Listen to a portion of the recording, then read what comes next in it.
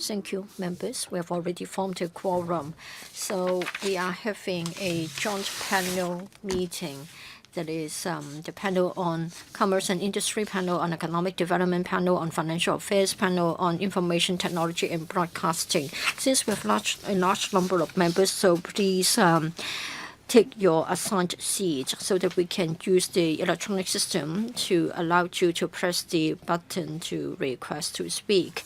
Well, according to Rule 22K of our House rules, when a panel sits jointly with any other panel for the purpose of considering any matter of common interest, the panels shall decide which chairman should chair that meeting. Well, Mr.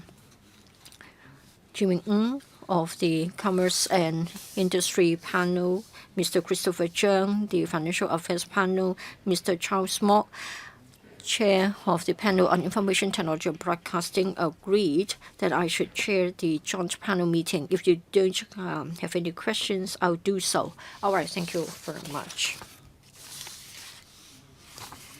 Well, for today, we'd like to look at the economic impact of the recent social incidents and changes to the external environment on Hong Kong. Of course, we'd like to know about the economic impact as a result of the demonstrations, processions, etc., arising from the controversy over the Fugitive Offenders and Mutual Legal Assistance Improvement Matters Legislation Amendment Bill 2019. We'd also like to know about the impact of the Hong Kong Human Rights and Democracy Act, as well as the U.S.-China trade conflict. I would like to invite the FS, 3 other secretaries of departments to join us. If you'd like to ask questions, please press the button, request to speak. We have got a number of papers for this meeting. LC paper number CB bracket 1-201/19-2001 and paper CB bracket 1-201/19-20 bracket 02 and IN 02/19-20. I'd like to give the floor to the secretary to give us a briefing. Thank you, Mr. Chairman. Thank you, members. Together with other directors of bureaus and a number of officers from the administration, I would like to brief you on the economic impact of the recent social incidents and changes to the external environment on Hong Kong. Well, we have encountered unprecedented turmoils. There were demonstrations, processions, assemblies, etc. Personal safety has been jeopardized. The business of various trades and sectors have been affected. So has our international image been affected. Well, there's the domestic situation, but then the global economy is weakening, and then we have the China-US trade tensions, and then we have seen the escalation of the geopolitical tensions. And as a result, we are having a quite gloomy economic outlook. And then for the third quarter, our GDP contracted by 2.9% from a year earlier. It's the first year-on-year decline since the year 2009. And then on a seasonally adjusted quarter-to-quarter comparison, GDP contracted for 2 consecutive quarters, indicating that the economy has entered a recession. We believe that 2 percentage points arose from the violent acts on our economy. Well, there have been vandalism, public facilities, roads have been affected. Tourism, catering, and retail industries have been affected seriously. In the recent months, for the hotel vacancy rate, well, it has dropped by 20%. And in fact, for retail, again, we've seen a decrease of 24%, unprecedented. For the restaurant receipts, well, we registered a year-on-year decline of 13.6% in volume terms. So we believe that the outlook is quite pessimistic and it is worrying. For the financial services industry, despite the domestic and external challenges, we have seen fluctuations, but then we have already got sound regulatory systems. So the monetary system, the banking system, as well as the stocks markets have been operating in an orderly manner, and basically they have been stable. For the external environment, the U.S.-China trade discussion is still uncertain. We've seen some hope, but then it appears to me that there are still differences. For the development of the U.S.-China trade and economic relationship, I think there is still a large number of uncertainties. If the agreement cannot be reached for the first phase, and if there is to be a tariff to be imposed across the board, then Hong Kong's status as a re-entry port will be affected. And then for the trade barriers as well as the geopolitical risks, again, they're going to disrupt the global supply chain and dent the global business confidence. Investment will also be jeopardized. The downside risk can take a sharp turn, and then there would be volatilities in the financial services market, and then Hong Kong's economy will be affected. Recently, the Hong Kong Human Rights and Democracy Act has become law in the USA. The business sector as well as the general population are concerned about the economic and political impacts. Mr. Chairman, let me make 3 points here. First of all, the government's position is clear. We are against foreign governments and foreign legislature interfering in the internal affairs of Hong Kong in any forms. It is totally unnecessary, and it is going to affect the mutual interests of Hong Kong and the U.S. And then safeguarding human rights and freedoms have always been our constitutional duty. Human rights and freedoms are being protected by our own Bill of Human Rights as well as other laws and rules. For the actual impact of the Act, it all depends on a number of factors, like the U.S. administration, as to the specific stance to be taken by the U.S. administration and the policies, the domestic developments on the U.S., and then the U.S. election to be held next year, and then other economic and political developments and the social unrest in Hong Kong and how it will play out. These factors are interrelated, and they will also have impact on the enactment of the Act itself. We will continue to closely monitor the situation. The Act will add to the instability of operation of expenses in Hong Kong and the confidence and investment sentiment of international companies in Hong Kong. For other countries to sanction Hong Kong and also to cause disturbance in Hong Kong is something that is against the interest of Hong Kong and against the interest of the nation, and it will hurt what the Hong Kong people treasure, and that is stability of our livelihood. Hong Kong as an international financial center with its system rigor is something that we are still be able to maintain at present, and it is confirmed by the international arena. As long as we are able to maintain law and order as soon as possible so that we do not hurt ourselves anymore, and through the efforts of the government and also the business sector and all sectors in Hong Kong, we believe that we will be able to face up to the challenges of external forces.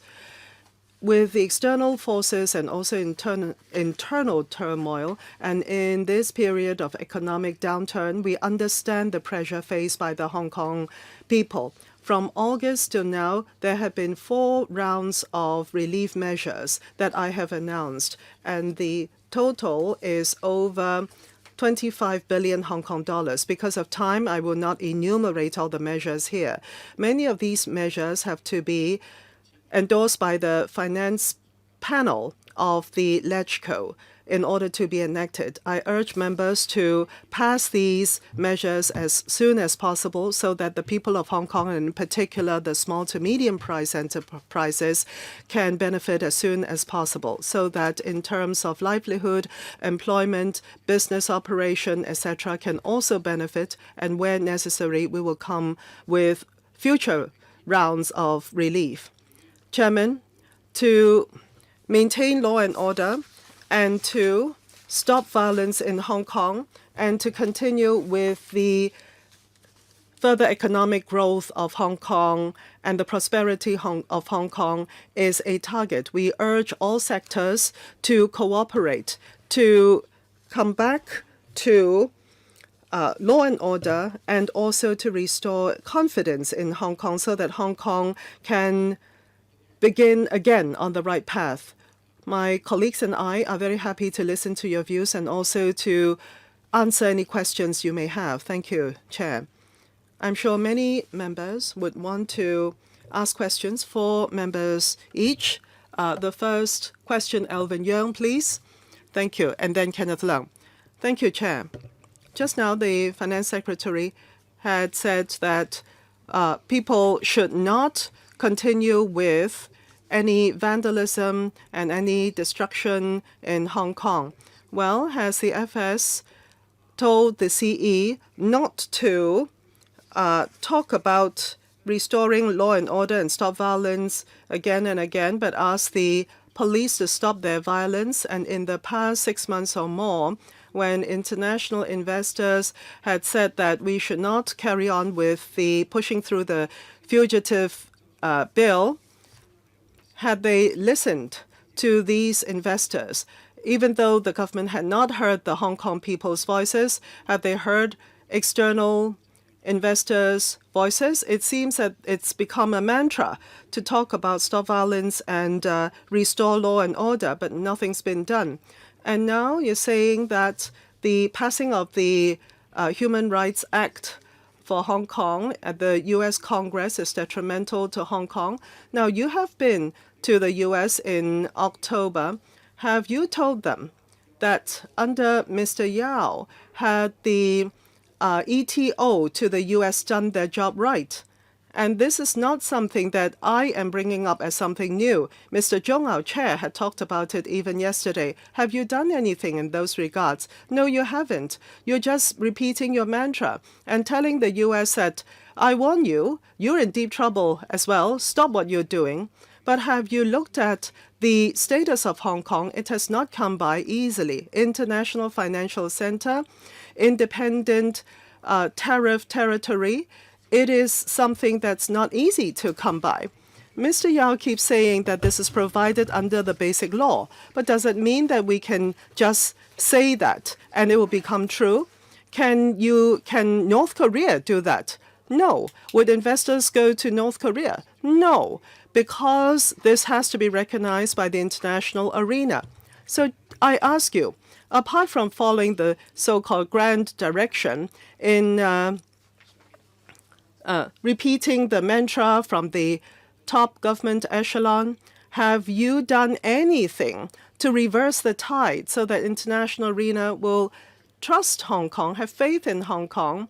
And also the anti-mask law as an emergency law that had been passed. People are afraid of that.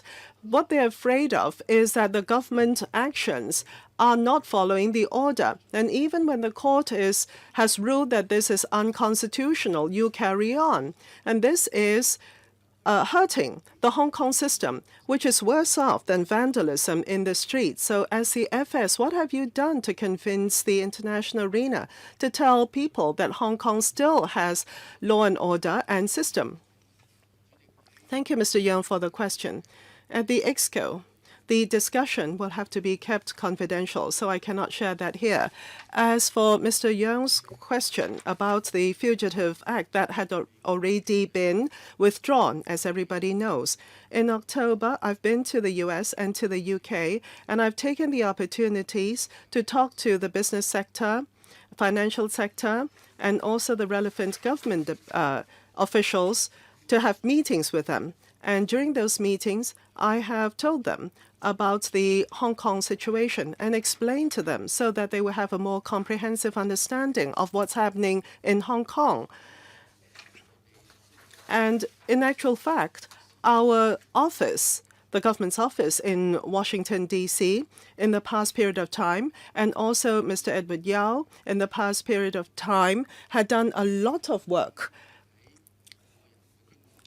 And my personal experience is that in the US, when meeting with these different sectors, they worry because they see what's happening in Hong Kong, the social violence and conflict, and what that had caused. It's causing personal safety issues and concerns. And also it has affected them in deploying their personnel to Hong Kong and also deploying their investment plans in Hong Kong.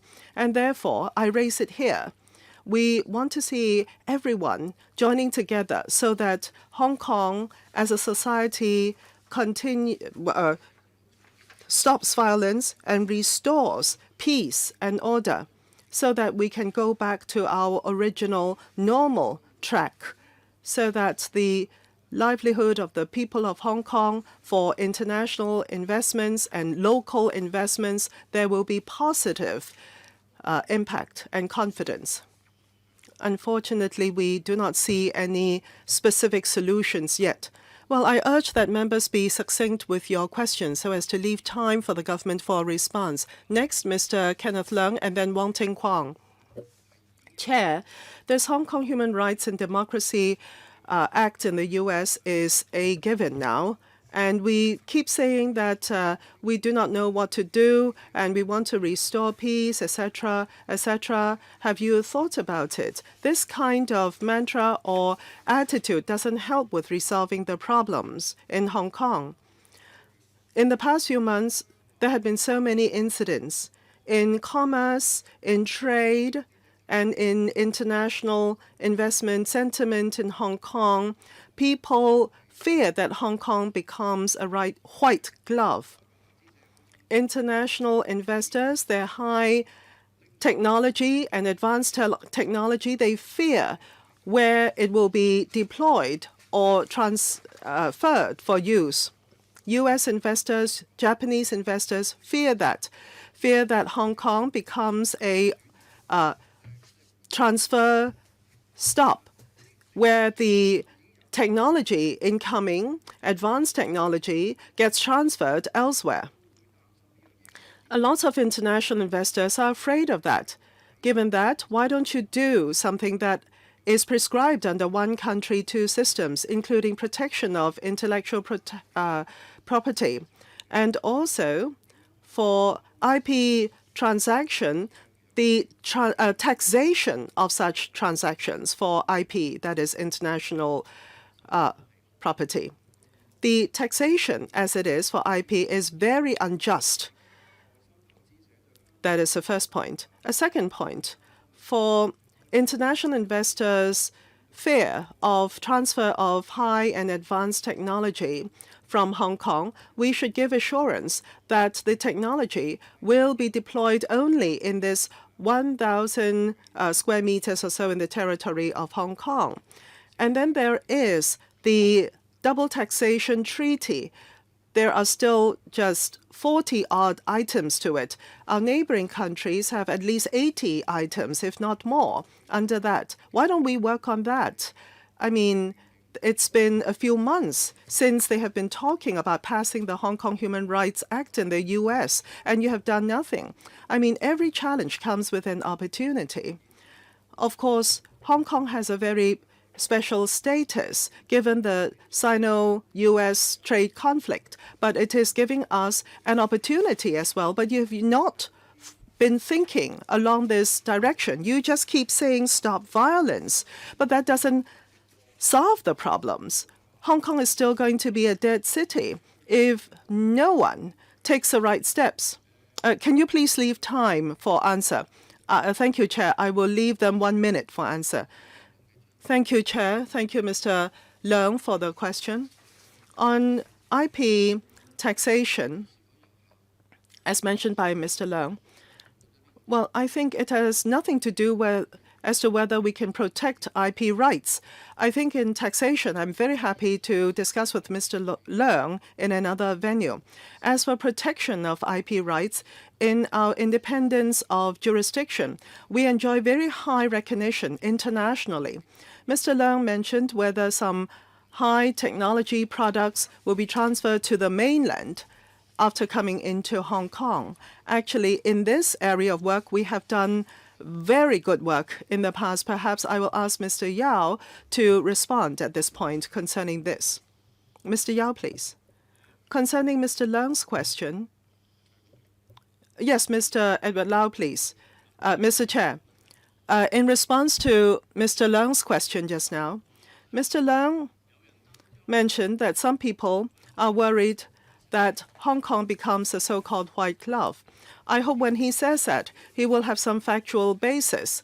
The LegCo in the past period of time, and including the document we table at the LegCo today, we have talked about technological transfer and also re-export of technology. We have talked about that. And even before the U.S.-Hong Kong human rights, the U.S. administration would provide reports to the Congress every year. And please look at these reports as to what the U.S. administration says about this area, especially when Hong Kong SAR is under the Import-Export Ordinance, Section 60, Chapter 60. We have our own, we are our own tariff area, and we have our own responsible measures in controlling these.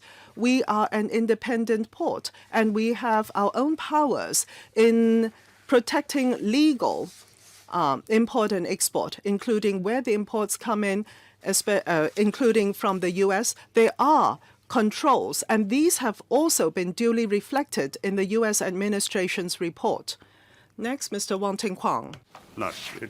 To be followed by Mr. Wu Chi-wai. Thank you, Mr. Chairman. We have got the fourth round of relief measures to help the enterprises and to support employment. I think it's better than not having them at all. But then for the fourth round of measures, I'm afraid you are not targeting at the SMEs or even the hawkers or small traders. So I just wonder if the Secretary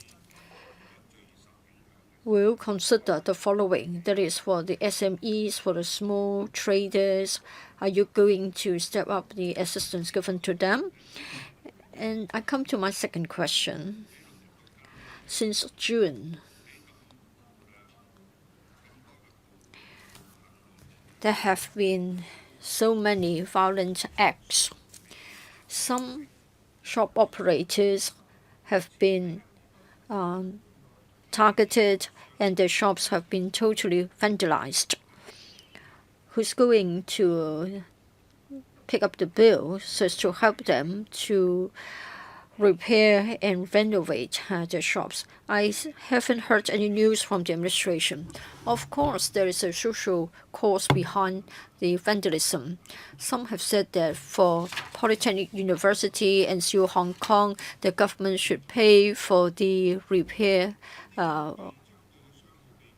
in relation to the damage done. Now, what about the shops that have been vandalized under the name of the so-called renovation? So who should bear the responsibility? And then the third question is, yes, you are trying to support the enterprises, you would like to safeguard the jobs, but for how long can you continue with such? I think the most urgent task is to restore the order of the society. If you try to beg the rioters to stop, I'm afraid it is not going to work. You can see with your own eyes, every week and even for weekdays, the citizens live in fear, and they are not interested to spend money at all.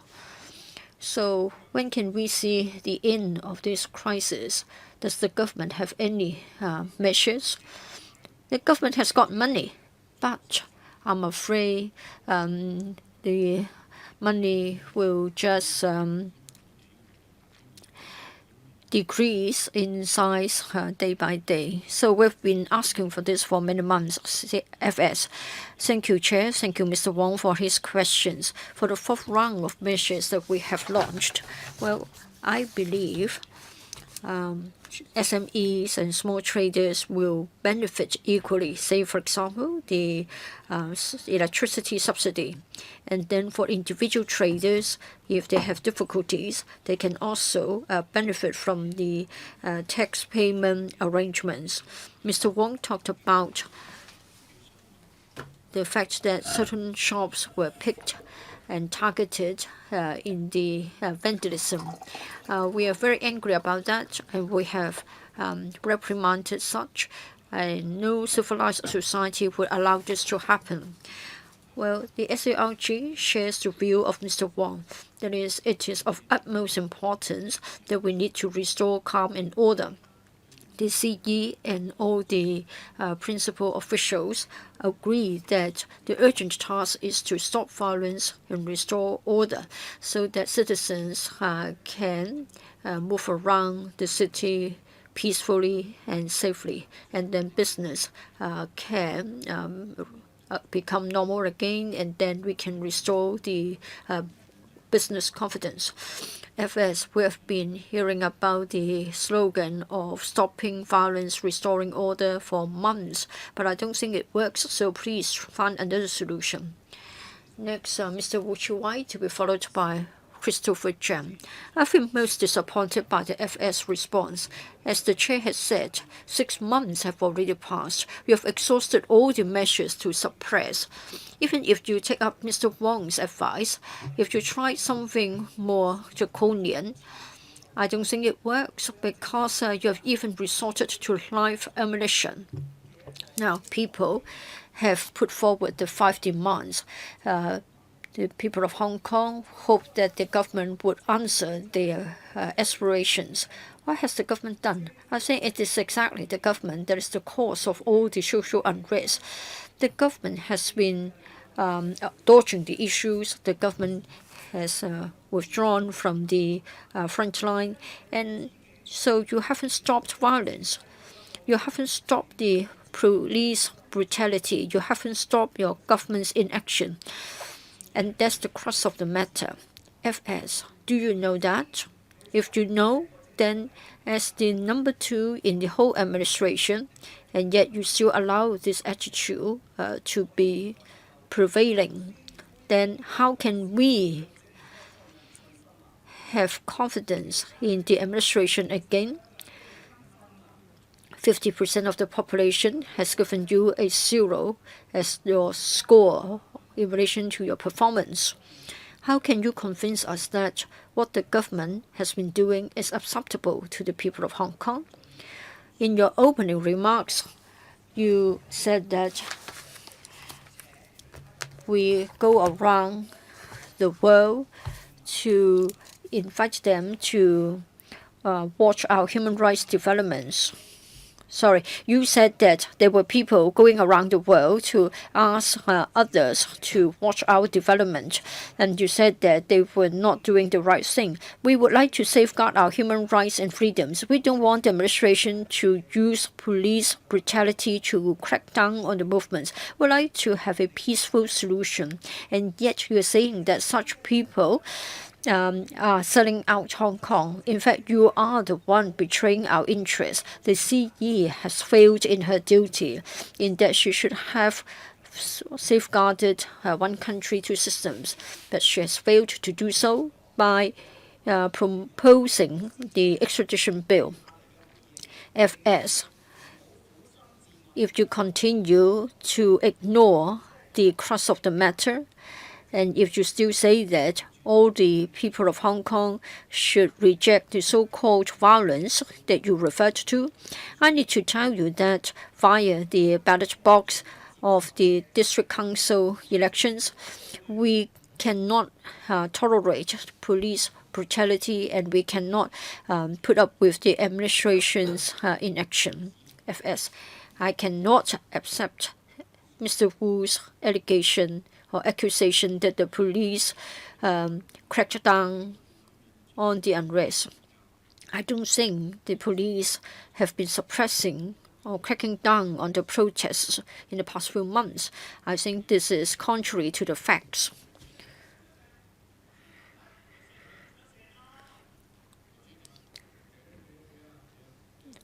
let the FS finish.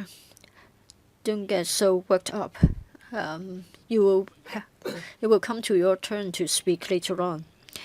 Mr. Chairman, well, to me, if you go around the world to ask others to sanction Hong Kong, and if you try to connect with international parties to sanction Hong Kong, then I would say that you are selling out the interests of Hong Kong. You are eroding the national interest. So I just wonder whose interests they represent. You are affecting the stability of Hong Kong society. Sorry, speakers off mic.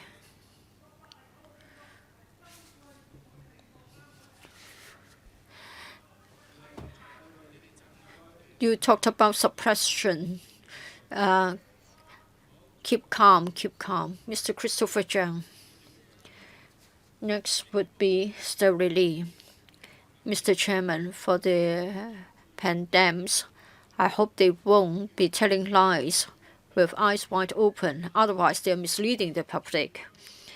FS, for the past 6 months, we have had social turmoil, and the external environment is also uncertain. So our economy has been weakened, and investment confidence has been affected. FS, you have just launched a new round of measures to help the SMEs. Say, for example, we are getting a subsidy for our electricity bill as well as our water charges. I think to a certain extent, they will mitigate our difficulties, and they have been popular among the residents. And then for the waiving of the license fees, again, I would like to say that we do welcome your move. Well, the economy is weakening, and we have more and more uncertainties.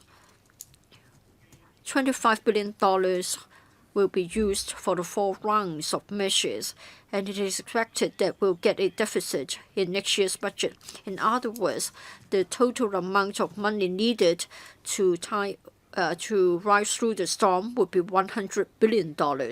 So I just wondered if the administration know when the turmoil will be ended. For the Cultural Revolution on the mainland, the national progress was set back by 10 years. So I want to know whether we can resume our normal life soon. Otherwise, we are making ourselves very vulnerable. And then speculators may try to take this opportunity to try to make money out of it. So do you have any measures to prevent the international speculators from abusing our systems and launch an attack? Thank you, Mr. Zhang, for your question. Order, please. For the society to have its order restored, and for us to sort of quell the unrest, so that everybody doesn't have to fear anymore. And if we want the business to prosper again, then that will be the day when we have our economy going back to the right track. Mr. Christopher Zhang asked questions about the financial services sector. Both the administration as well as the relevant regulators have carried out countermeasures. Say, for example, for the stock market, we made adjustments concerning the deposit so that the leverage ratio has been lowered. And then across the bureaus, across the regulators, across the institutions, we've been monitoring the developments. Be it the stock market or the money market, we were watching the short selling activities as well as the use of derivatives and future contracts in relation to the attempt to have short selling. Well, according to our observation, we have noticed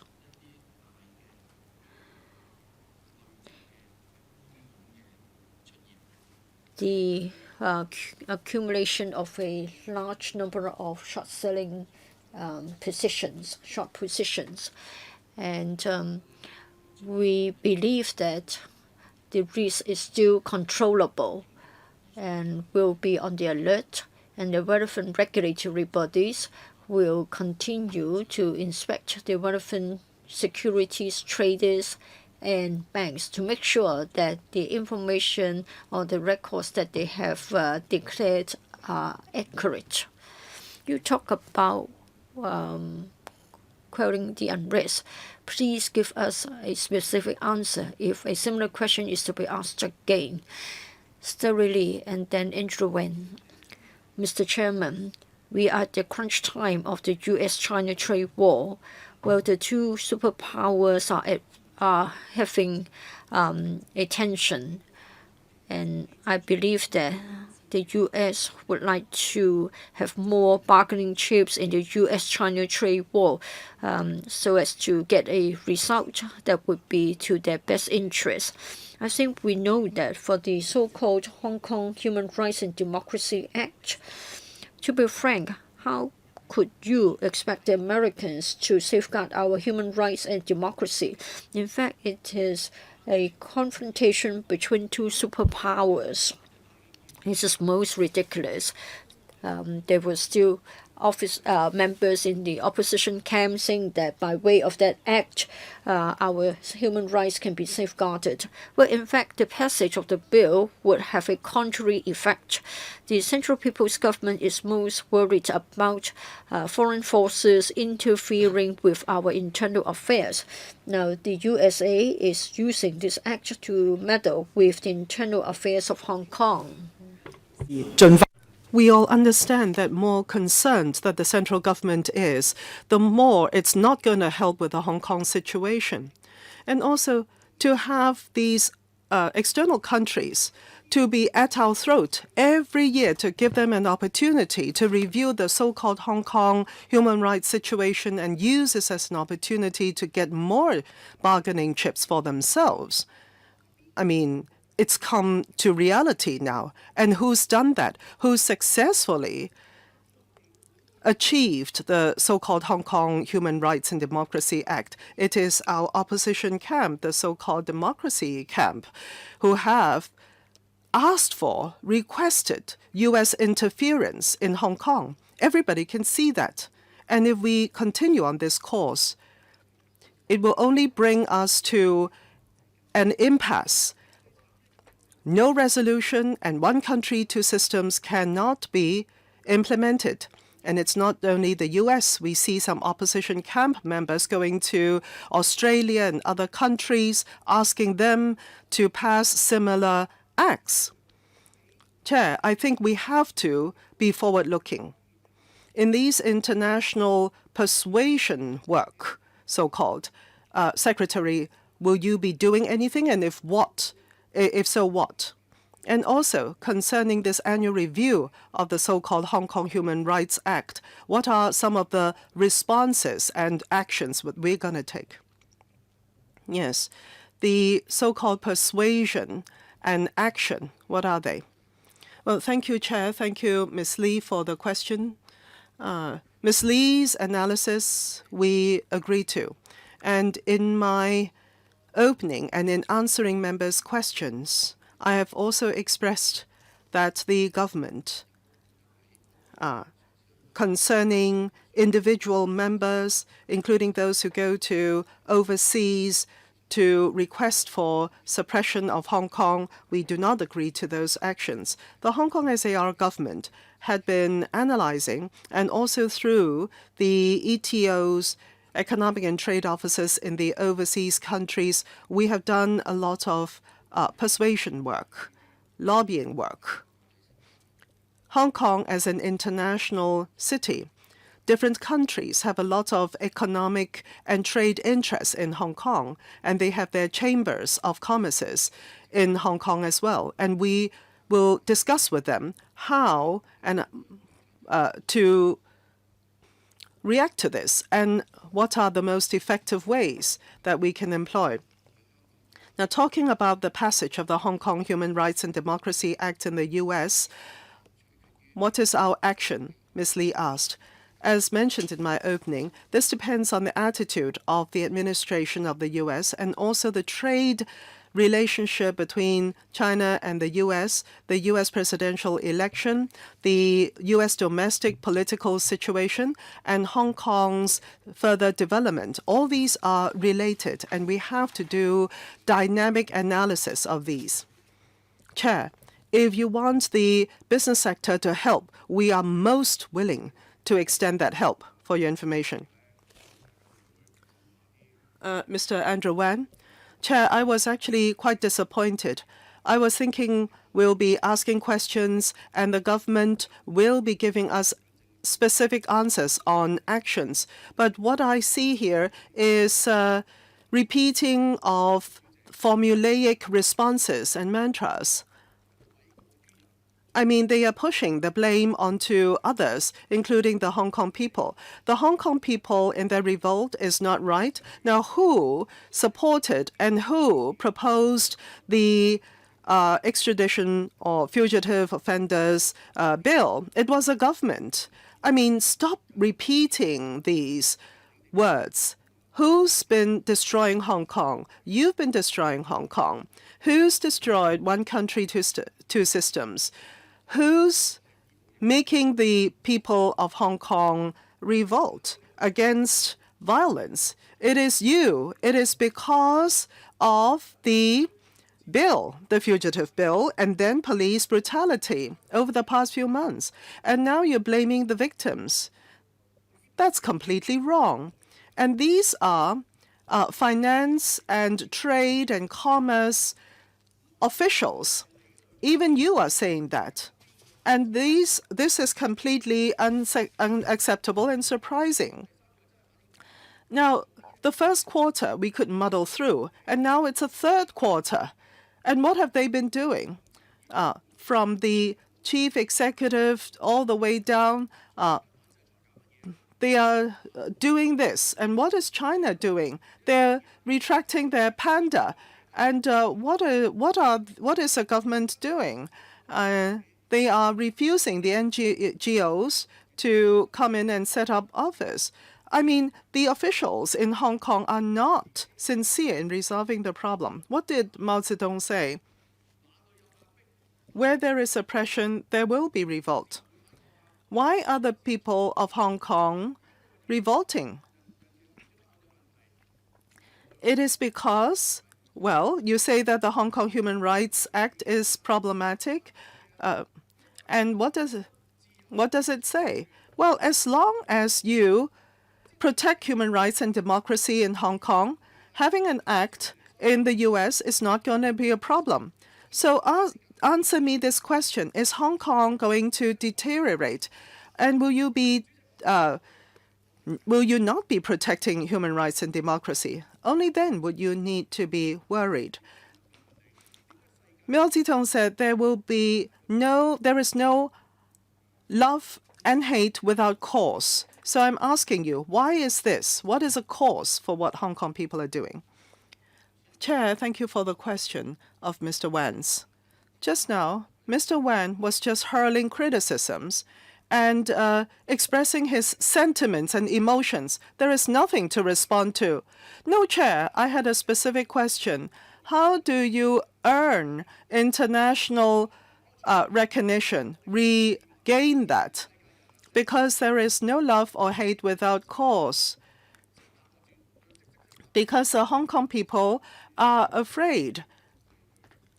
I think the question, Mr. Chan, was how do you propose to regain international confidence?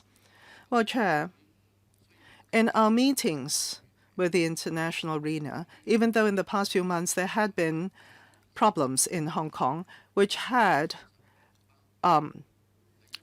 negative impact on the competitiveness of Hong Kong, but still, people are confident in the one country, two system, in the independence of judiciary, in the law and order of Hong Kong, in capital, information and talents, freedom of entry and exit to and from Hong Kong, and the low tax regime of Hong Kong.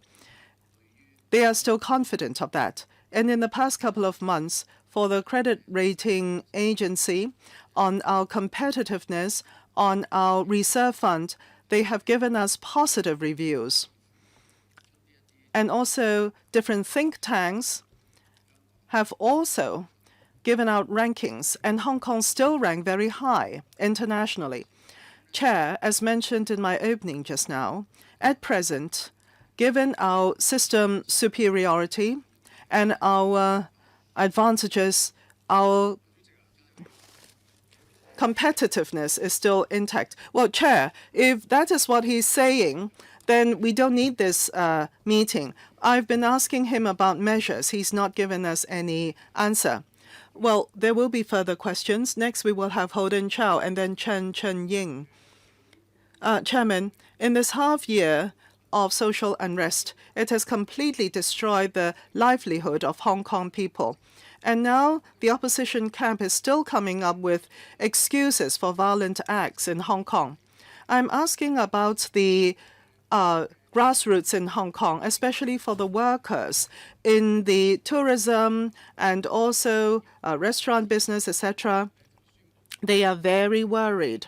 And even though there had been the increase of from $4,000 to $5,800 for the community care fund, and that is as a measure of relief, I welcome that. But on the other hand, I would want the government to closely monitor this to see how the Hong Kong people benefit from it. Please continue to monitor it. As for the Hong Kong Human Rights and Democracy Act of the U.S., Hong Kong's economy is in a very dire situation, but the opposition camp is still going to the U.S. to promote this act, and now it is a reality.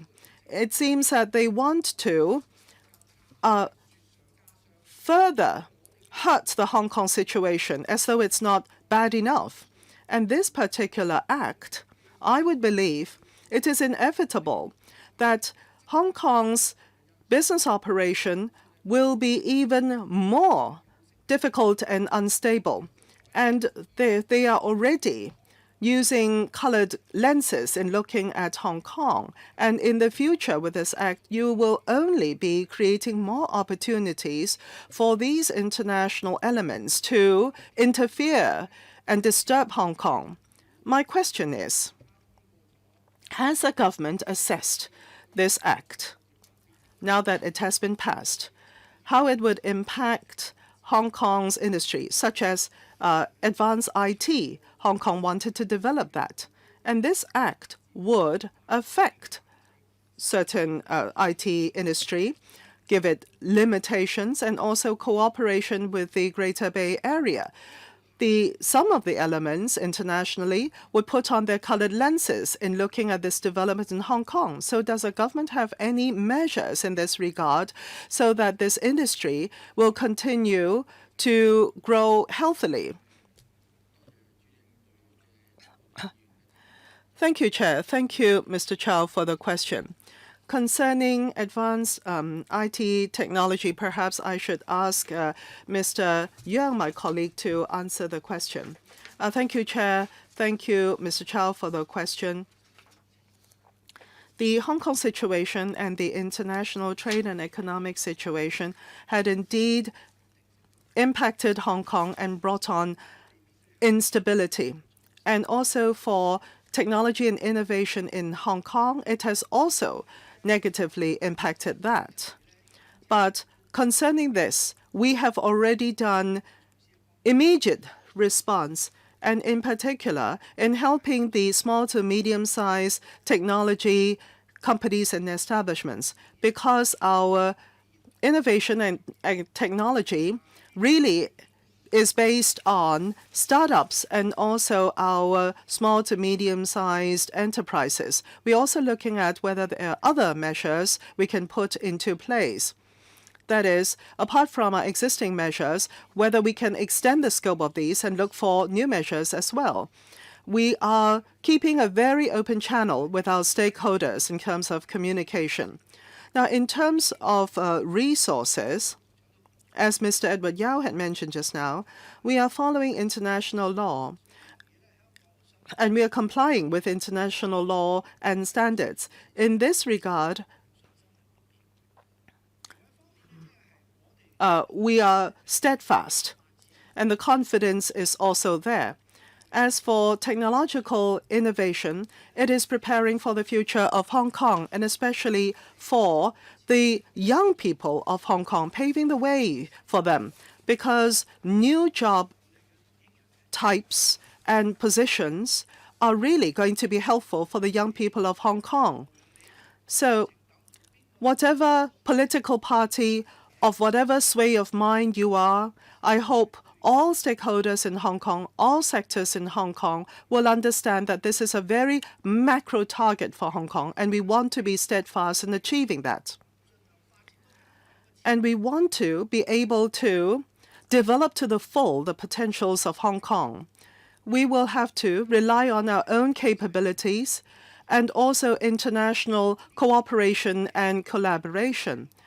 And in this area, for the two platforms that we have, we see that quality top institutions internationally are still confident in Hong Kong. That has remained unchanged, and we want to be able to maintain that confidence. Mr. Young, you have exceeded your time. Well, perhaps yes, we want to be able to revive our universities as soon as possible as well. 4段都講啦。 Mr. Jin Chen. Well, as has been pointed out, stress tests have been carried out. Banks, securities firms, intermediaries, etc.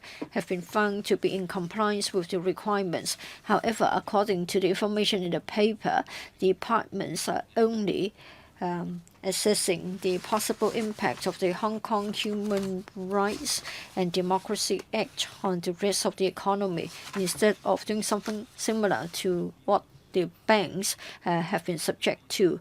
That is a stress test imposed by the Hong Kong MA, make sure that we have got a sufficient buffer and prepare for a sudden fall in the asset price, and then make sure that we have a proper resolution plan in place in case of collapse.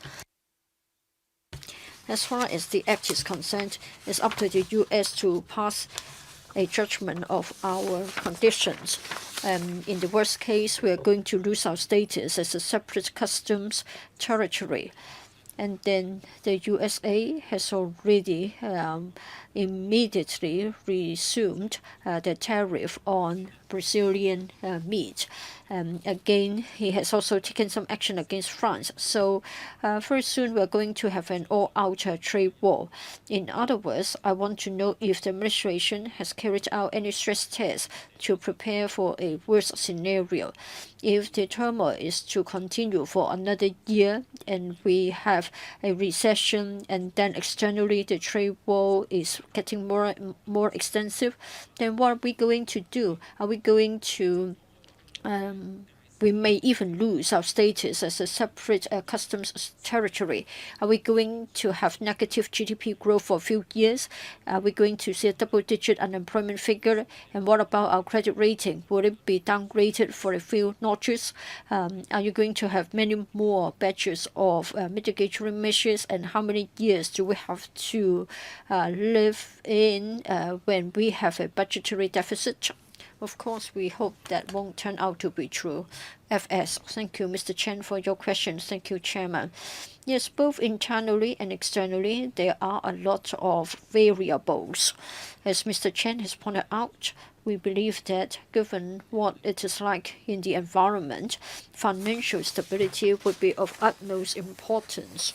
So for the stock market, monetary market, the banking system, etc., we have carried out a stress test, and we have been vigorous in our market monitoring to make sure that the financial system is operating in an orderly manner and can withstand the challenges.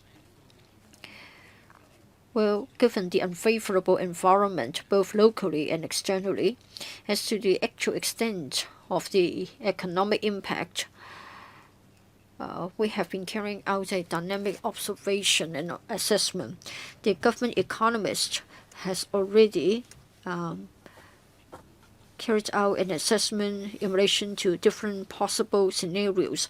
Of course, if this is allowed to worsen, our unemployment rate will rise more rapidly. Like in the years 1997, 1998, or the year 2008, 2009, when the economy was in a poor shape, the unemployment rate could go up quite drastically. Currently, we believe that since we have already built up our financial strength, we believe that even though we have got an economic downside risk, we can carry out more counter-cyclical measures so as to withstand the challenges. For the year 2019-2020, for this year as well as next year, probably we are going to record a deficit. However, it is still within our we are still able to cope with it. For our economic forecast, I will leave it till the budget, and then I will make an announcement. James To, to be followed by Martin Liu. Thank you, Chair. Well, regarding the Hong Kong Human Rights and Democracy Act of the U.S., and in fact, it was in 1992 that we were first given our unique status as a separate customs territory. It was welcomed by us and by the Central People's Government, and that's the Hong Kong Policy Act, and USA was urged not to scrap that act. Now we have got another piece of legislation being passed. Now the U.S. is saying that if Hong Kong cannot live up to the standards of human rights and rule of law, Hong Kong may lose the separate customs territory.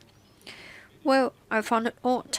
Now, when we were given the special status, we said we welcome it and we didn't regard it as a interference. And now we have another act and you say that it is interference.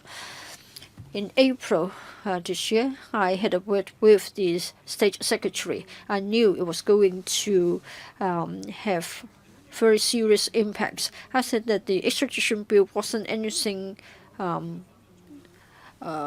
limited in the impact. I said that when the U.S. Congress resumed in September, they're going to vet the bill and probably they would pass it into law in October. So what I have forewarned has turned out to be true. I hoped that the Central People's Government would understand that there would be impacts on One Belt, One Road, the Belt and Road Initiative, the Taiwan issue, as well as other issues. But then Carrie Lam and her administration ignored my word of advice and continued with the exercise. Now I'm simply telling you the historical background. Now that the people of Hong Kong are of the view that they would like to insist on the 5 demands, the government hasn't responded. The CE has said that, not that she hasn't responded, but that the fact is that she would not agree with us. Now, without any response from the administration, we cannot restore calm. The U.S. has passed the act swiftly.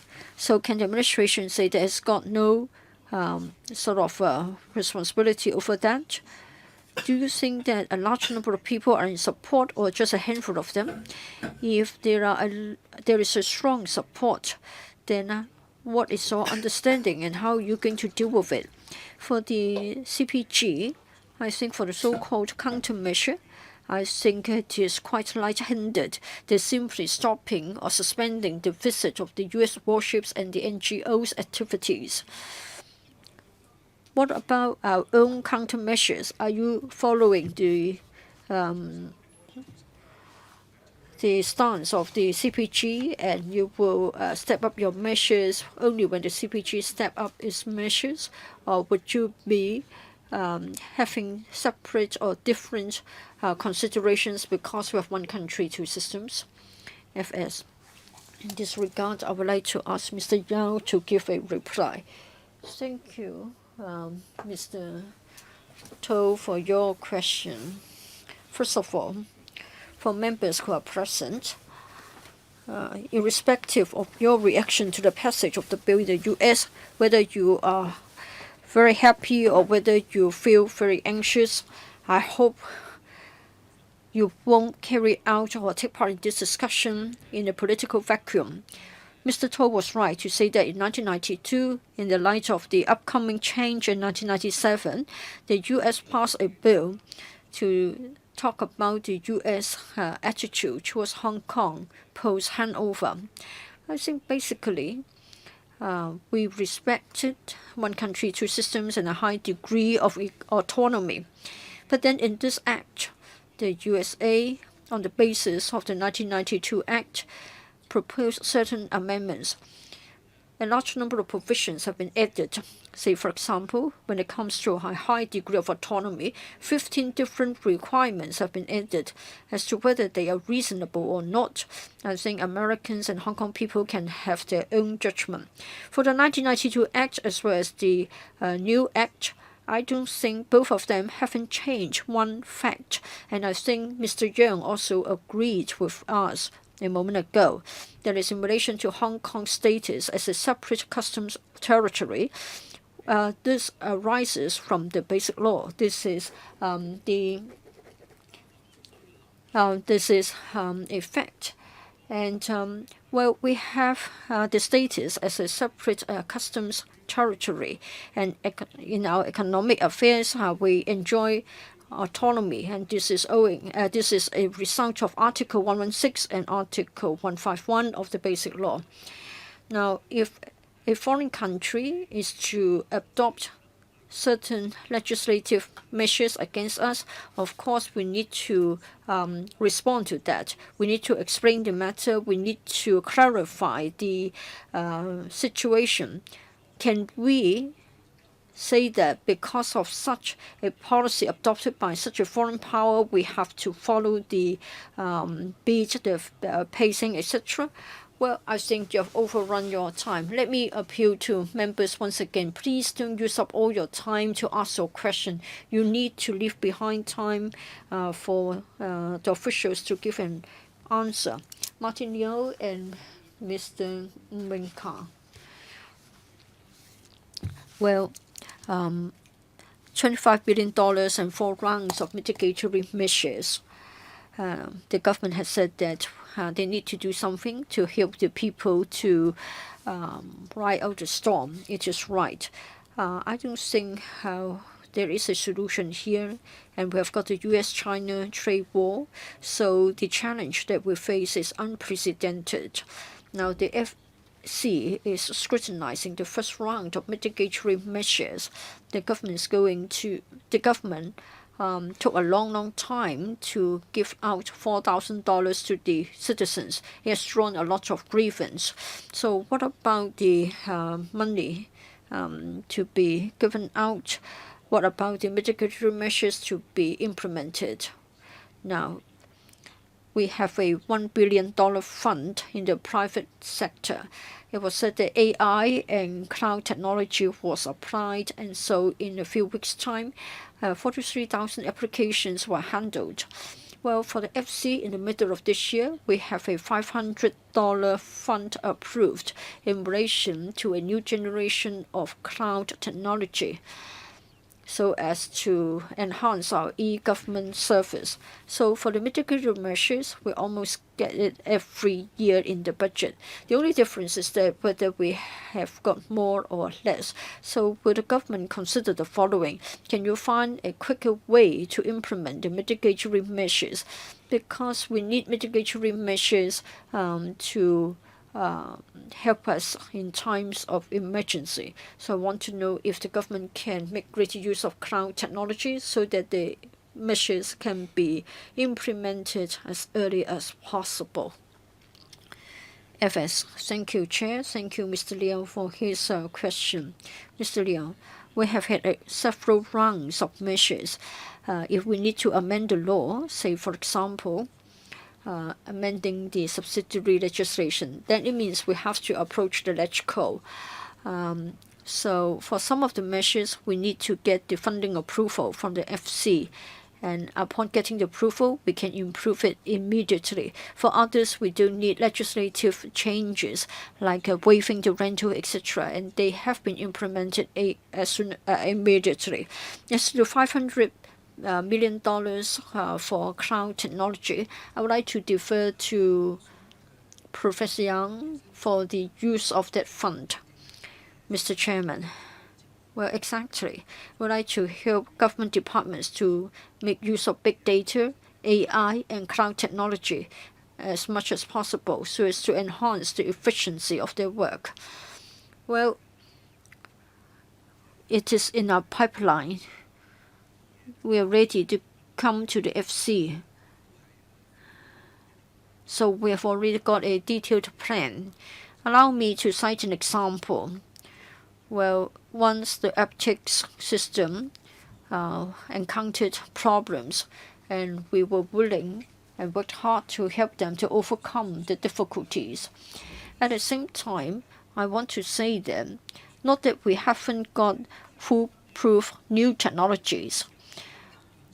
Unless you sort of use it for a short period of time, you won't have a problem. But if you're using it on a long-term basis, you need to watch out for the possible hiccups.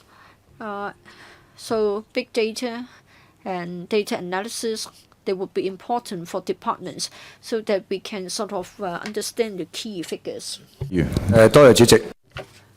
Mr. Jimmy of course, the industrial sector is very worried about the U.S. so-called Hong Kong Human Rights and Democracy Act and how it would affect the exporters and the industrial sector, especially where their exports to the U.S.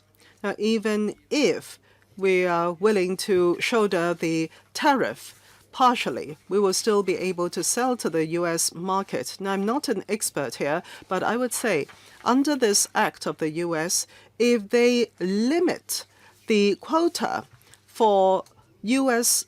dollar, Hong Kong dollar conversion, then the industrialists will not be able to issue LC. Our counterparts in the U.S. will not be able to issue LC either. What are the chances of consummating a transaction? And in that case, how can we maintain the peg of Hong Kong dollar and US dollar, please? This is a very important question. Yes, Mr. Chairman. Mr. Ng, the peg of the Hong Kong dollar to the US dollar is something that is internal to the Hong Kong government, and we do not need overseas governments' consent for this peg. And in the past 36 years, this peg of Hong Kong dollar to the US dollar indeed had helped with the development of the Hong Kong economy and also the stability of Hong Kong's economy. And it's been time-honored and it has been effective. And there is no need for the government to review this peg. We believe that it is only beneficial that we continue with this peg. As to Mr. Ng's other question, concerning the settlement of Hong Kong dollar and US dollar, first of all, the US government is using this as a way and means to target different countries. In the past, we've seen that they have targeted different institutions. As for the settlement for Hong Kong dollars and US dollars, it is basically the international banks and U.S. banks which had been responsible for the settlement. And therein, the U.S. has great commercial interests as well. So this is not going to be a tool that they will lightly use. We will continue to closely monitor the situation. But as far as we can see now in our assessment, we believe that in this regard, it will not come to what Mr. Ng had mentioned just now. It would not come to that. Dr. Chang Lai Kwan, please. Thank you, Chair. The Financial Secretary in the past days in meeting with the media, he's mentioned that he's very concerned about the Hong Kong economy. So are the Hong Kong people. And I do see a lot of restaurant sectors, etc., are folding up. The establishments are folding up. And of course, members here are very worried as well. In the past years, the government had come up with a number of projects, major projects. My question to the FS is, in the next period of time, are there certain major infrastructure projects for the government which will continue to go ahead? Are they urgent? And because we may have to use some money to relieve difficult times. Thank you, Chair. Thank you, Dr. Chang, for the question. We do see that there is downward pressure for the economy as a whole. And given that situation, the public expenditure of the government, for it to be increased suitably, will be able to counter the cycles, and it would also be able to see us through to a more stable economic development. As for public works projects, we do not see at this moment that we need to delay them.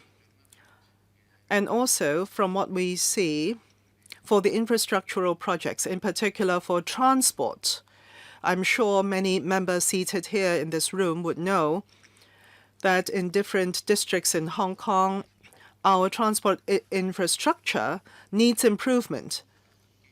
And also, to build up our transport infrastructure, especially in reaching the more far-flung areas in Hong Kong, we need to be able to do this in order to develop the land in these districts. And also we have to extend the roadworks and rail.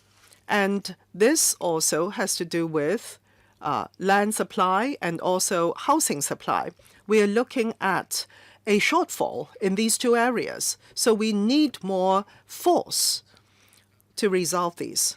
But we will continue to monitor the expenditure for these projects. We will use the funding only where appropriate, and they will have to have value for money. And under the Development Office, there is a public works cost effectiveness division. And for all public works that come to the LegCo, they have gone through very significant and detailed analysis so that we are prudent in our expenditure and we spend only where it is needed. Chair, follow-up question. I would like to know from the FS what other measures there are. Hong Kong is experiencing an economic downturn. The industry is important in bringing it around. Now, in the past period of time, decades, for example, Hong Kong had been externally oriented in its economy. But the external arena is also suffering from a low-growth situation. And perhaps we also will be no exception, which means that Hong Kong will have very little external stimulus. And if the Treasury continues to lay out the money, but on the other hand, revenue is also decreasing, let's say 30% less of receipt for the Treasury next year, and then we can only foresee that the funds will be depleted for Hong Kong. And your projects may have to be shelved. Your time is up. Do you want the FS to respond very succinctly? Yes. Chair, we will continue to prudently manage our finances. Over years of accumulation, the Hong Kong SAR government will have to spend at this time prudently to proffer the economy. We can still afford this. Ms. Elizabeth Quat. Thank you, Chair. Well, actually, I wanted to ask a question about innovation and technology, but having heard the opposition camp members speak up just now, I really have to respond to this. I mean, Hong Kong is already trapped among internal and external challenges, and the opposition camp members are still going overseas requesting them to continue to suppress Hong Kong and limit Hong Kong's development. They believe that the US, the UK, Taiwan will help them. But in fact, you can see students who have engaged in riots in Hong Kong, when they go to Taiwan, they have been cold-shouldered. And if you go to the UK, likewise, if you go to the US looking for green cards, they will not heed you. And these people, those who have rioted in Hong Kong, these countries will not have any good treatment for them. So I wonder why some people, under the banner of human rights of democracy, shoot themselves in the foot. This is selling out Hong Kong and selling out the country. I want to condemn them very strongly here. A lot of technology companies have told us that there were investors who wanted to invest in innovation and technology in Hong Kong, but all these investors are thinking again. And also a lot of technology talents have been affected. In your document, it also says that some of them are reconsidering whether they should come to Hong Kong or stay in Hong Kong to work. My question is, with the US passing this unreasonable act and with the external challenges and internal challenges in Hong Kong, what is the impact on technology and innovation in Hong Kong? And what measures do you have to help this sector, in particular in attracting and retaining talents? What measures have you, please? Thank you, Ms. Kwok, for the question. Thank you, Chair. We have been closely following this issue. Internal, external development had indeed brought on instability to innovation and technology in Hong Kong. For example, overseas technology and innovation companies are slowing down in deploying their people to Hong Kong and slowing down with their investment projects in Hong Kong. This we know. And we have seen. As for Cyberport and the Science Park, we so far have not seen any default in rentals. We do not see a crisis there yet. And also, there had been certain events on technology and innovation which have been cancelled or postponed. But as I've mentioned just now, we collaborate with the industry in going through this challenging time. For example, we are giving concessions to lower their operation costs. We will continue to do so. And this is not a one-off. We want to continue with these efforts. But what is most important is the capabilities and also advantages of Hong Kong. They are very real. I want to emphasize that the existing government, in terms of innovation and technology work, we have already created a lot of very beneficial conditions, including building platforms so that the world-renowned technology and R&D companies and institutions will come to Hong Kong. And there are some 60 or so such projects which are waiting to be set up in Hong Kong, when we will look at whether they will continue to take root in Hong Kong. And we will have measures to continue to encourage the sector, and we will continue to open our channels of communication with the sector. Ms. Au Nok Hin, please. I want to say that the government officials and the secretaries will have to understand that is a truth, that the economic situation in Hong Kong is closely related to China on the mainland. The HSI, the Hang Seng Index, is about 60% made up of red chips, for instance. The Communications Bank, for example, Mr. Law, the chief economist, had been deemed unsuitable because he is a Hong Kong person to fill that chief economist role of a mainland bank. Only mainlander should fill that role, it said. So the Hong Kong people are duly worried given this. I do not know whether it is Mr. Yao or Mr. Paul Chen should answer that question. And the question is, facing the increasing influence of the mainland, how can you assure Hong Kong people that Hong Kong is still a place where they can live and work? Thank you, Chair. Thank you, Mr. Au, for the question. Mr. Au mentioned just now Mr. Law, the chief economist, former of Communications Bank. Well, I actually do not know intimately about the case. Well, I can supplement. I know certain economists. They serve local banks, such as HSBC. They also face certain challenges. But Mr. Law is just a more explicit example. Sorry, by way of interjection, please. Please continue. Yes, Mr. Chair.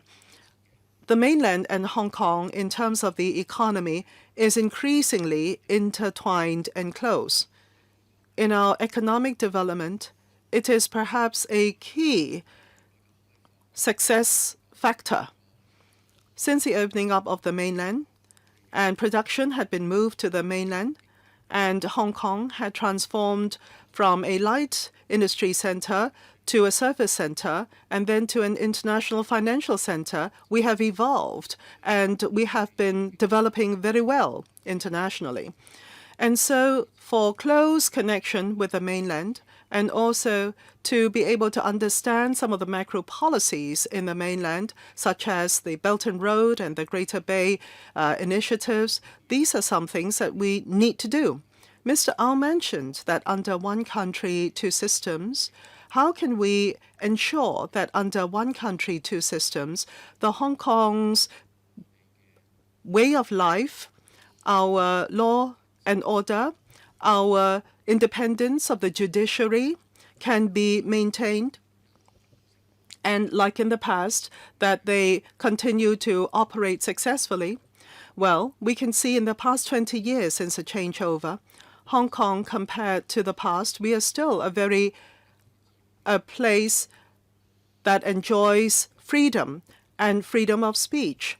And we have a very good law and order tradition, and that had been widely recognized in a lot of international rankings concerning law and order rankings. Hong Kong is in the forefront of the rankings.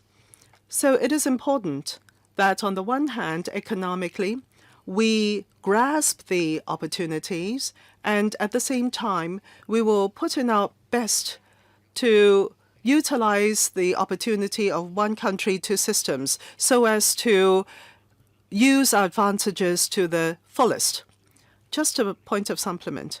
Well, if Hong Kong is so free, I wouldn't think that people like Li Ka-shing, the tycoons of Hong Kong, would say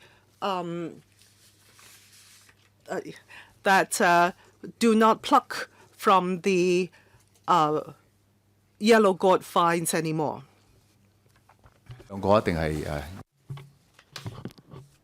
Mr. Siu Ka-fai. Well, a number of members have already spoken. They talked about the U.S.-China trade war as well as the upcoming Chinese presidential election and whether they're related to what we have got here in Hong Kong. But I just want to say that they're all very concerned about the developments in Hong Kong. Well, for the U.S.-China trade war, the U.S. president mentioned a number of times as to what went on in Hong Kong. And then for the Hong Kong Human Rights and Democracy Act, which has passed into law recently, well, we treasure our freedoms, we treasure our human rights. In fact, we have always ranked in the first few places in terms of our human rights records. So how come that the U.S. would have to interfere in the affairs of Hong Kong? So many people thought that we have become a pawn in the U.S.-China trade war. Hong Kong is part of China. We should know our status. This won't happen 20 years ago. And then probably in the past, U.S.-China trade relationship was such that many Chinese factories were producing products for the U.S. businessmen. Now that China has become rich, and then a lot of processing work has been shifted to mainland China, to Vietnam and Cambodia in relation to U.S. products, and so they've become competitors. And so it is natural to see that they are at odds. Well, for businessmen, of course, we are not that keen in getting involved in politics. We just want to create a bigger pie by getting more business to contribute to the prosperity of Hong Kong. For the USA, the UK, Taiwan, or even other European countries, well, they have people who would like us to sort of stick with business. Ask your question, please. Yes, I will come to my question quickly. I've got 4 minutes. So I think we should make sure that we uphold our status as a hub for trade and business. I think we need to send out clear messages. We know we are part of the country, but at the same time, we are aware of our own particular strength in terms of trade and business. I wonder if the FS can tell us what concrete measures and messages will he spread when he lobby the other countries. Mr. Yao. I agree with Mr. Peter Shiu. We need to explain to the international audience about our status. In particular, for us to maintain our international status, there is this element of one country, two systems. Had we not been given the special status by the basic law, we would be the same as any other mainland cities. So if we don't respect one country and you haven't got the respect of our motherland, of our constitutional status, we can't achieve that. And international organizations equally have to give recognition to this, like the World Trade Organization and the World Customs Organization. We can have our own membership. Well, for you who are in the business world, in fact, Hong Kong has a lot of favorable elements that are attractive to the businessman.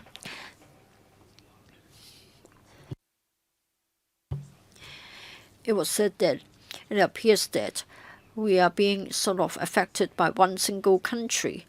Now, for the number of companies set up in Hong Kong, 9,000 in total, a 9% growth for the past year. For overseas companies setting up their headquarters in Hong Kong, I think, of course, they're interested in the regional market. And the first China, Japan, etc., are the main source markets of such overseas companies setting up regional headquarters in Hong Kong. Mr. Ray Chen. The Hong Kong Human Rights and Democracy Act of the U.S., in paragraph 29 of the paper, it says that the actual impact of the Hong Kong Act on Hong Kong will depend on the specific measures and changes adopted by the U.S. administration. How come that you won't say that the actual impact will depend on whether our human rights and freedoms are being eroded in Hong Kong? I think this bill is about autonomy rather than freedoms, as cited by Carrie Lam. If the Hong Kong officials and if the Chinese government do not erode our freedoms, then it will be fine. You talk about meddling in our internal affairs. When they gave you favorable treatment, you won't say that it's meddling. Now they would like to revise the original act. You say that it is an interference. They've always said that if we don't break the law, there's no need to worry about that. Yesterday, on behalf of the people of Hong Kong, I went to see the U.S. consulate to express our gratitude for the bill. Let me not dwell on this anymore. Let me talk about the mitigatory measures. I think one has been missing from this paper. Perhaps you haven't got time to include that. Now, of course, everybody has been looking forward to, or everybody has been expecting a phased payment of our taxes. But surprisingly, you have to take the initiative to apply for that, and you have to prove that you have difficulties for failing to pay in time. I've got a form here. You need to show your passbooks. You need to have a financial analysis of your income and expenditure so as to show your financial position in the past 3 months. In other words, you need to show that you're in financial hardship. And as to the number of installments you will be allowed, you have to come up with a plan. The government will make a final decision. You need to talk about your liabilities, etc. Well, citizens who took a look of it were so angry they tore up the paper. So is it a way to mitigate the difficulties, or are you creating difficulties?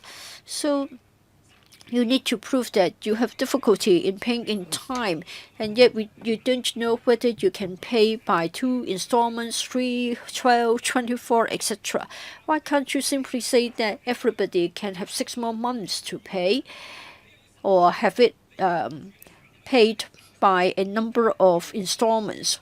So are you actually encouraging the application or not, and how much manpower would be needed to implement the scheme?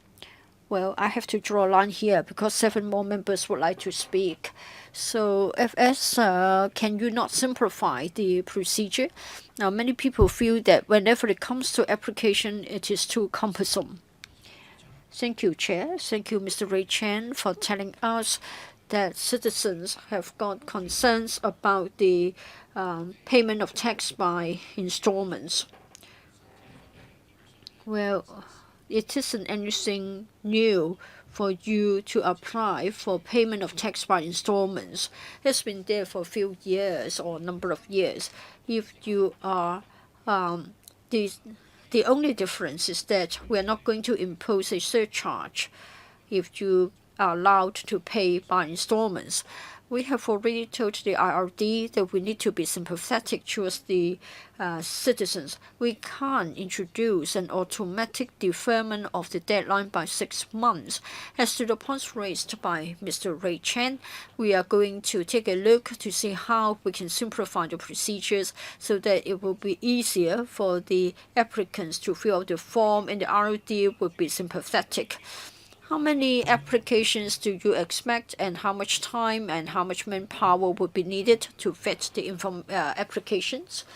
Well, the RD has got a performance pledge, not longer than 21 days. We'll try to see if it can be suppressed further. It isn't anything new for Unit 3 of the IRD. They have got a dedicated team to deal with such applications. So it's a matter of internal redeployment. We don't need extra resources. What about 1 million people would like to lodge an application form? Do you have the manpower to deal with all of them? Well, as to the tax rebate, the ceiling has been raised. In other words, we have got over 1 million taxpayers who don't have to pay tax. Mr. Etchi, sorry, FS, were engaged in other meetings which were held at the same time, so I missed your very eloquent opening remarks. According to colleagues who were here, well, I have 3 questions for you, and I hope you can come up with direct answers. First of all, for your opening remarks as well as the paper that you have issued, you have got certain definitions there, and I think you must have in mind that myself and other pandemics that were trying to ruin the economy of Hong Kong and have sold out the interests of Hong Kong. But how come that for this camp of people who have sold out the interests of Hong Kong, have got a landslide victory in the DC election, and while your supporters have lost quite badly. Now, many citizens would rather risk their future, including their economic future, in order to insist on speaking up. Let me cite an example. The former chief economist or the former chief economic analyst of the Bank of Communications, Mr. Lo Ka-chung, he said that he would speak up when he knows that he's in the right and he knows it's the truth. Now, he has been forced to resign. Now, for the U.S. Human Rights and Democracy Act, again, you have said that it is the outcome of our efforts to sell out the interests of Hong Kong. Can you tell us why there are so many people in Hong Kong who are in support of this act? In mid-November, 60% of those interviewed during the survey were in favor of having this act to sanction the government. FS. Thank you, Chair. Thank you, Mr. Chu, for your question. Well, for the DC election outcome and the causes, I don't intend to guess about the cause here. You talked about the different opinions expressed by different people over the situation of Hong Kong. Well, we are entitled to our own views. Hong Kong has this advantage. We are free. Well, people know that they have to bear the economic consequences, but they're still willing to speak up. So that's the situation that we find ourselves in. Mr. Chairman, well, I think we can exercise our free choice with our own value judgment. Hong Kong has this advantage. Irrespective of your value judgment, you have the freedom of expression. You can speak your mind, and you will not be restricted.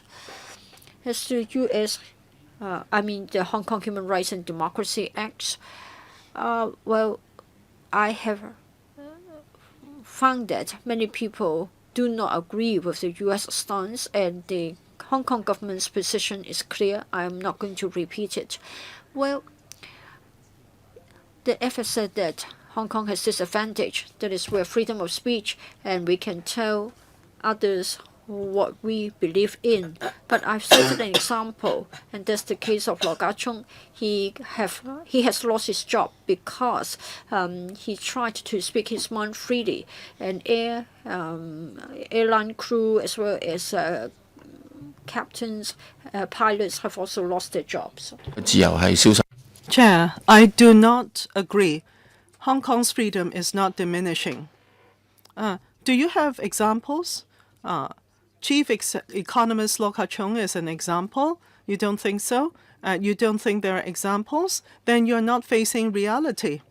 How can you then lead Hong Kong through the challenges, Mr. Secretary?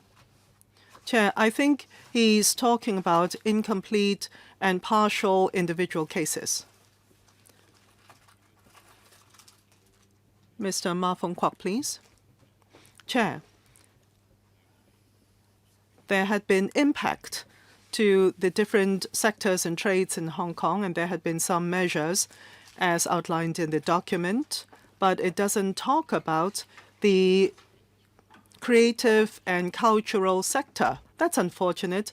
I have on many occasions reflected to the Secretary the sector's views, that is a creative and cultural sector in Hong Kong, one of which is the music concert sector.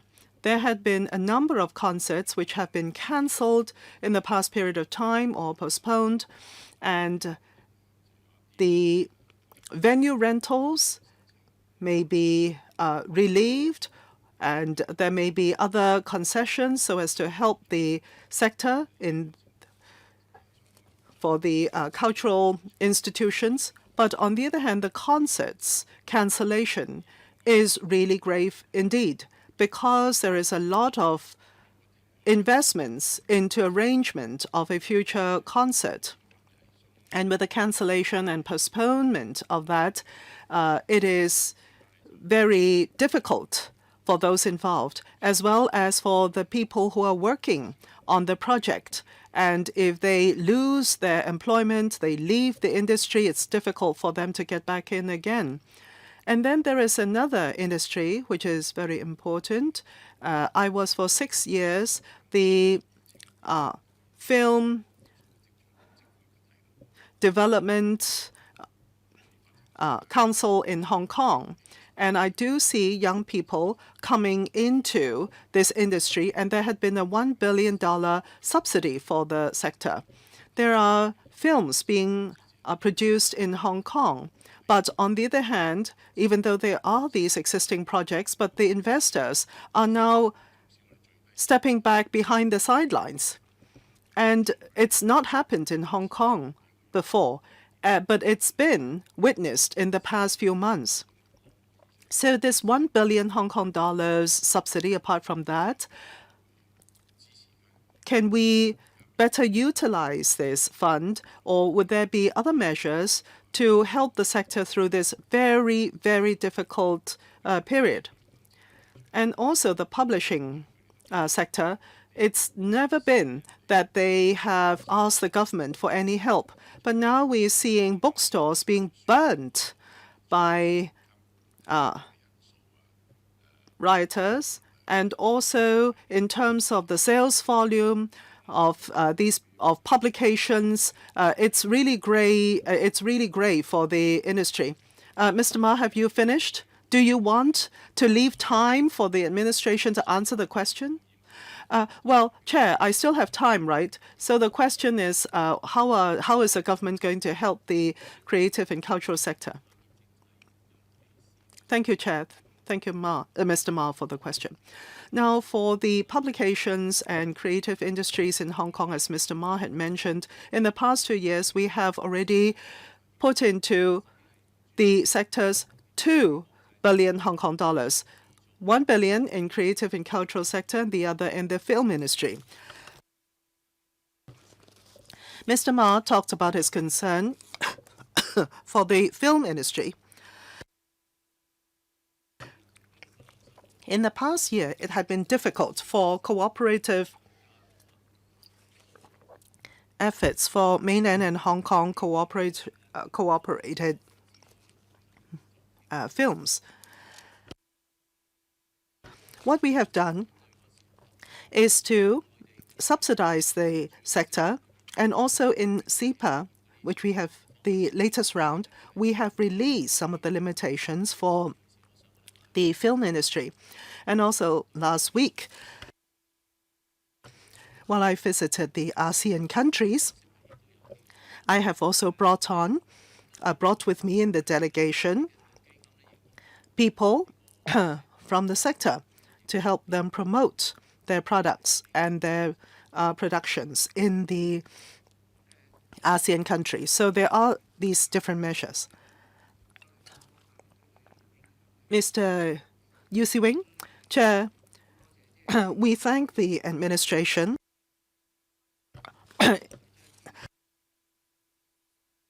in providing set measures for the tourism industry in a number of respects.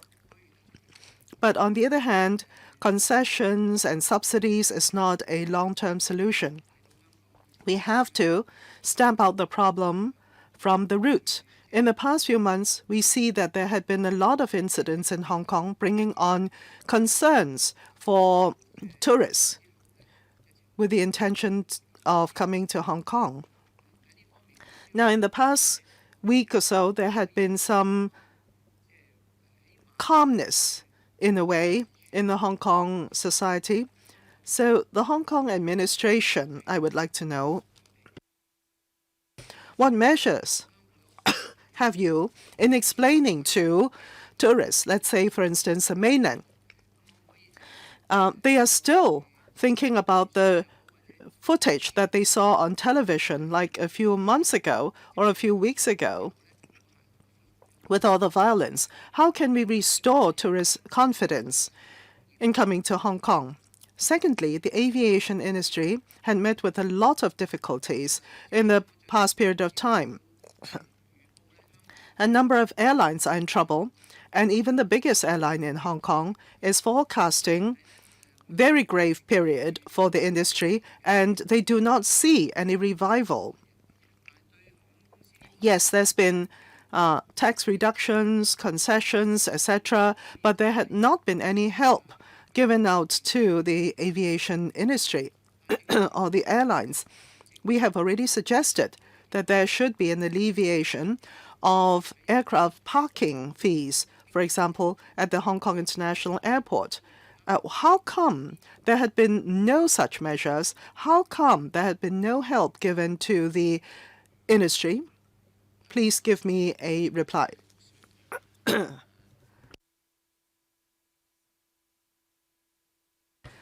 Thank you, Chair. Thank you, Mr. Yu, for the question.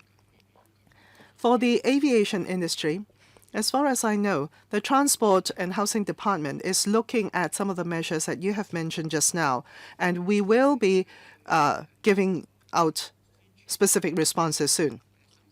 Chair, I just want to follow up in terms of timely sharing of information.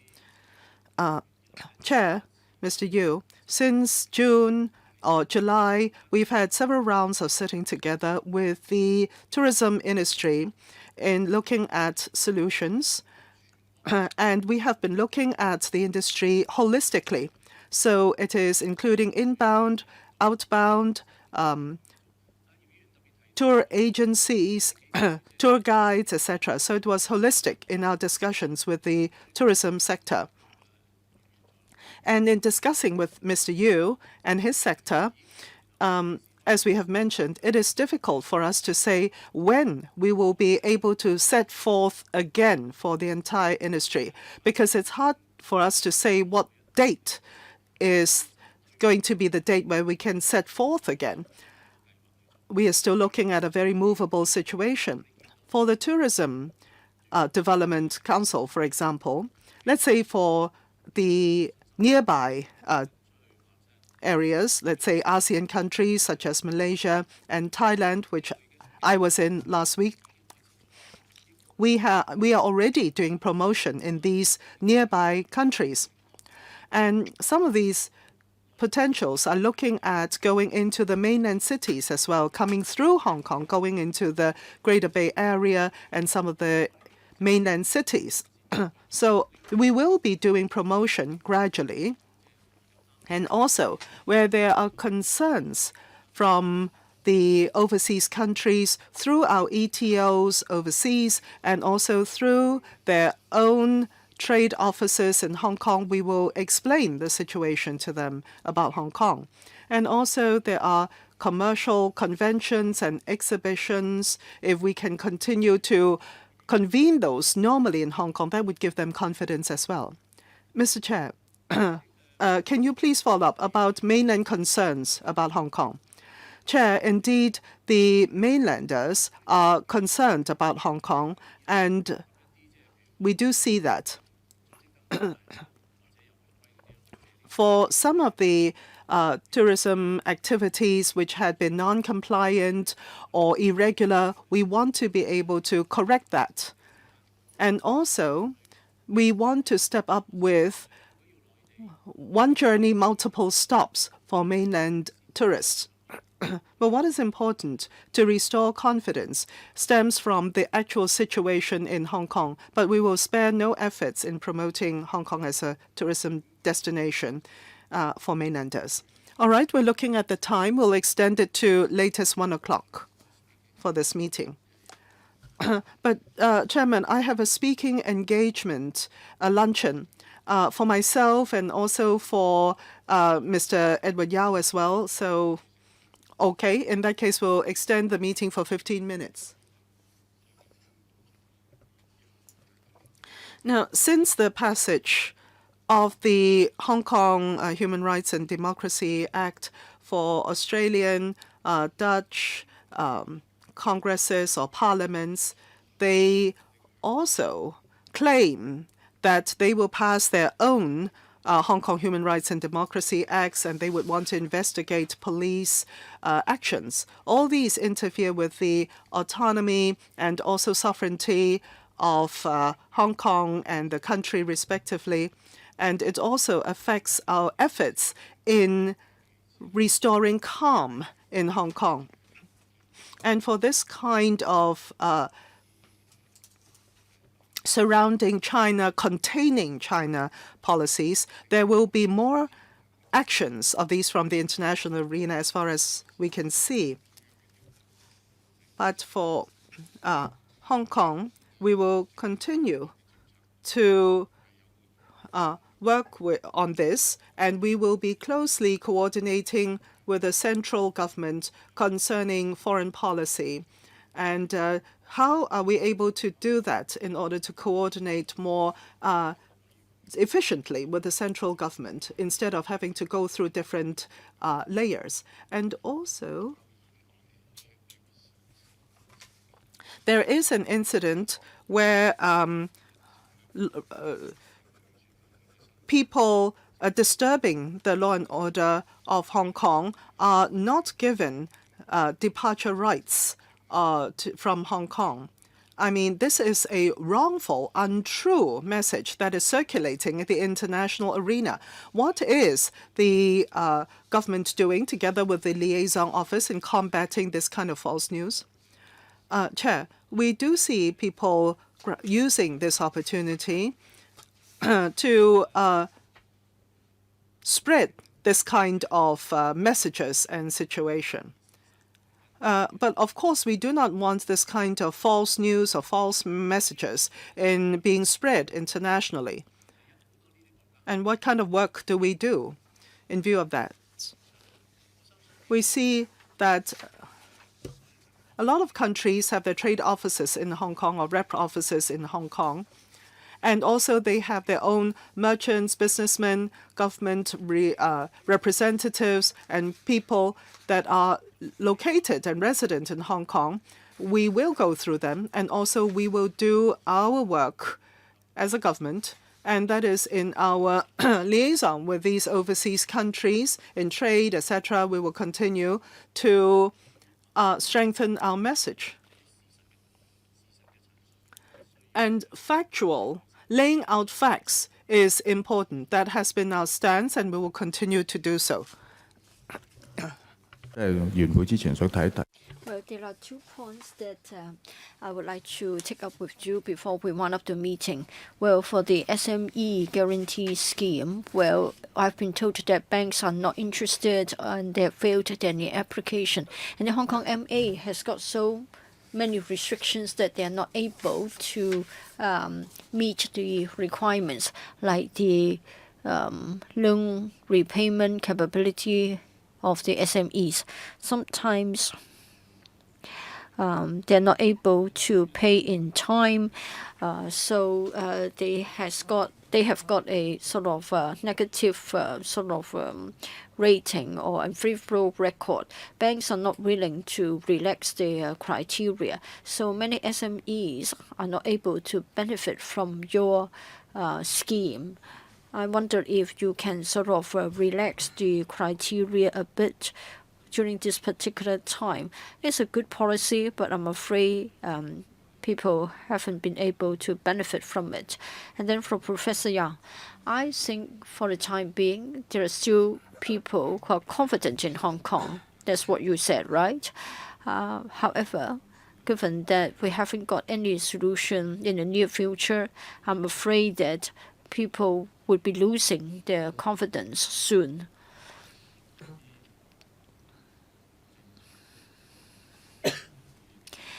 I really look forward to a change in the policies so that we can restore calm instead of just wishing for calm to be restored.